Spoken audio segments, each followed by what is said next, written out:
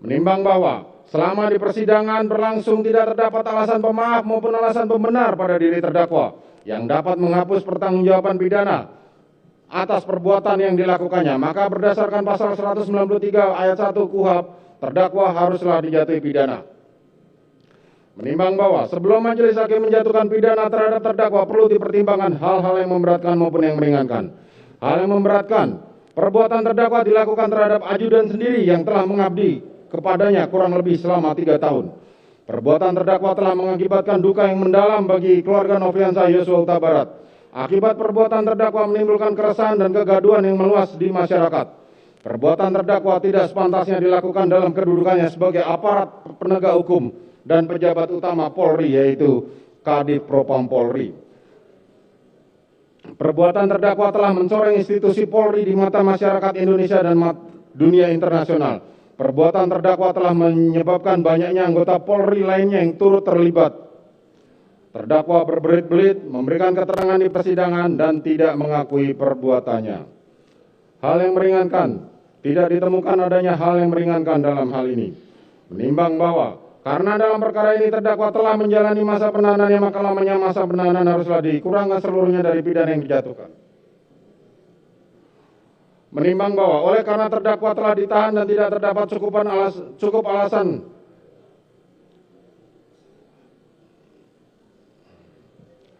Menimbang bahwa oleh karena terdakwa telah ditahan dan tidak terdapat cukup alasan berdasarkan undang-undang yang mengeluarkan terdakwa dari dalam tahanan, maka sesuai dengan ketentuan pasal 193 ayat 2 huruf B KUHP terhadap diri terdakwa haruslah dinyatakan tetap berada di dalam tahanan. Menimbang terhadap barang bukti huruf A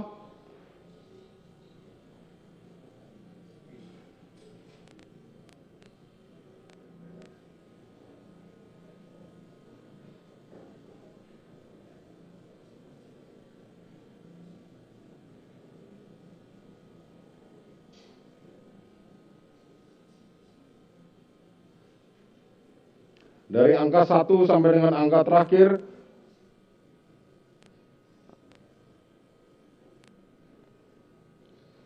dikembalikan kepada penuntut umum untuk digunakan perkara, karena masih diperlukan dalam pembuktian perkara lain, maka dikembalikan penuntut umum.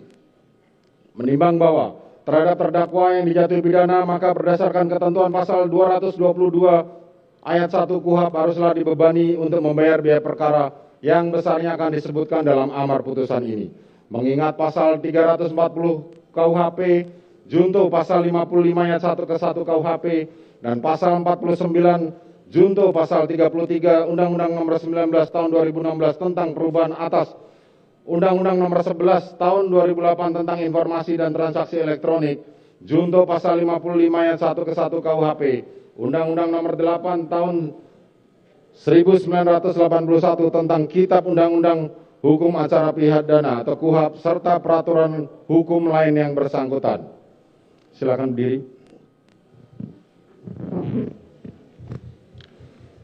Mengadili, menyatakan terdakwa Ferdi Sambo SH/SIK MH telah terbukti secara sah dan meyakinkan bersalah melakukan tindak pidana turut serta melakukan pembunuhan berencana dan tanpa hak melakukan tindakan yang berakibat sistem elektronik tidak bekerja sebagaimana mestinya yang dilakukan secara bersama-sama, menjatuhkan pidana kepada terdakwa tersebut oleh karena itu dengan pidana mati, memerintahkan terdakwa tetap berada dalam tahanan, menetapkan barang bukti tetap terlampir dalam berkas dikembalikan kepada penuntut umum untuk digunakan dalam perkara lain.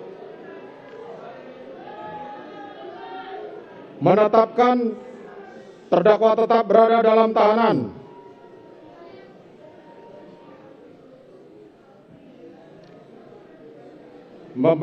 Demikian membebani pula terdakwa untuk membebani biaya negara dibebankan pada biaya perkara dibebankan pada negara. Demikianlah diputuskan dalam rapat permusyawaratan.